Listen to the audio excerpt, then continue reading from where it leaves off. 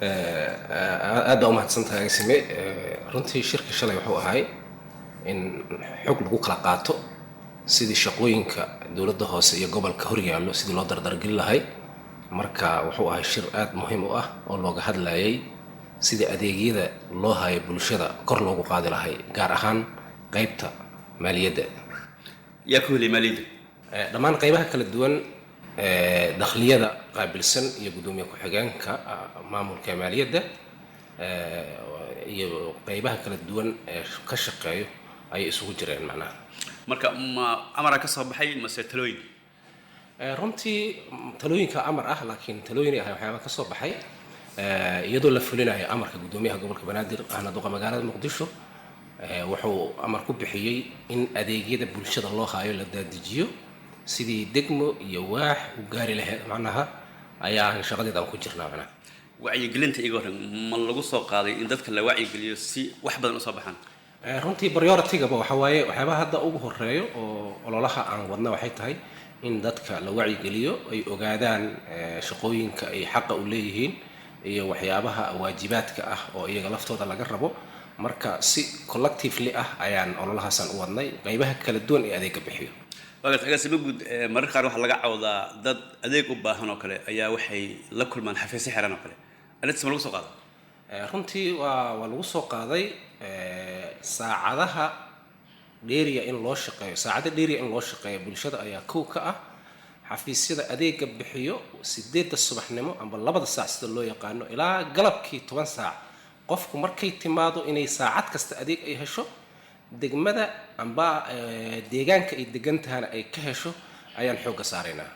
ma jiraan marka wax dabagala oo arrintaas lagu hubinayo ood bilowdeen? doorkaynaaba ahaa dabagal. waaxa ayaa shaqada qabto ka agaasimo guud ahaan iyo qaybta maamulka ee maaliyaddaba. shaqada aan qabanayno waxay tahay inaan ku hubinno amarka duqa magaalada uu bixiyey ma dhaqan galay mase waxbaa gaabisaa jiro. haddii gaabis jiro inaan talooyin ahaan ku siino waaxaha shaqada qaabilsan, waxyaabihii iyaga laftooda caqabad ku ah aan ka caawino. ujeedada ugu muhiimsan oo hadda ololaha u wadna taas waaye. marka laga hadlo dakhliyada kale waa meesha kaliya ama isha kaliya ay ku tirsan tahay gobolka Banaadir iyo dowladda hoose xamar.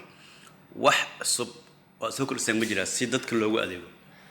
runtii waxyaabaha aan hadda xoogga saarayna waxaa ka mid ah sida la wada ogyahaba adeegyada dowladda hoose ay bixiso sida badan dadka dabaqada hoose ayaa xoogaa adeegyada qaato.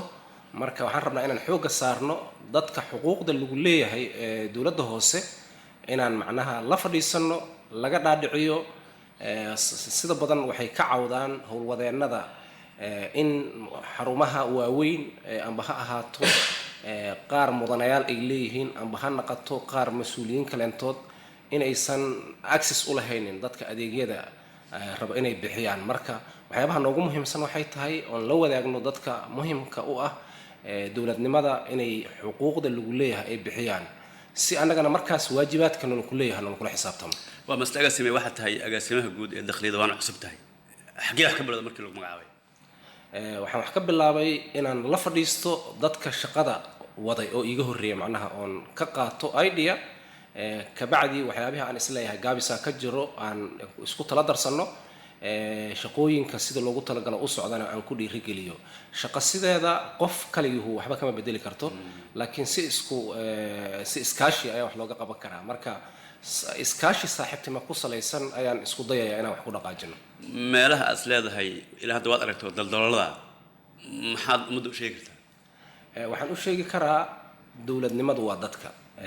dadka adeegyada bixiya maaha dowladnimadu. marka dadka mas-uuliyiinta ah ee gobolkan degan waxaan ugu baaqayaa inay si isku mid ah aan u bixiyaan canshuuraha dowladda hoose. oo hadda maanta dadka masaakiinta kaliya canshuuraha bixiye dadka canshuurta ku waajibtay waxaan dhihi karaa dadka xaqa u lahay in canshuurta la siiyo ayaa maanta canshuurta laga qaadaa. dadkii ahayd inay bixiyaanna ma bixiyaan macnaha. marka fariinteyda ugu muhiimsan waxay tahay dadka oo dabaqada sare amba dabaqada dhexe ku nool oon canshuuraha bixin inay canshuuraha bixiyaan, markaasna ay nagula xisaabtamaan. sida badan waxaad arkaysaa in la leeyahay maamulka gobolka iyo dowladda hoose waxba ma qabato, laakiin marka hore inta aan anaga nolon eedin baan halno la xisaabtan macnaha. fariinteydu waxay ku wajahantaa marka dadka dabaqada dhexe dabaqada sare inay doorkooda ay qaataan oo bixiyaan canshuurta ay canshuurta bixiyaan annayna la xisaabtamaan. وقتي مالمهن واحد ودي هولو وكرميرا ودقموين كقبل كبنادرة حقيقة مريم ololihii si xoog leh u socdaa waxaan rajaynaynaa dhammaan qaybaha kala duwan 17 degmo inaan gaarno laakiin hadda step by tartiib aan wadnaa hadda maxaa ku dhiman kuma ba joogtaba haddaan bilowno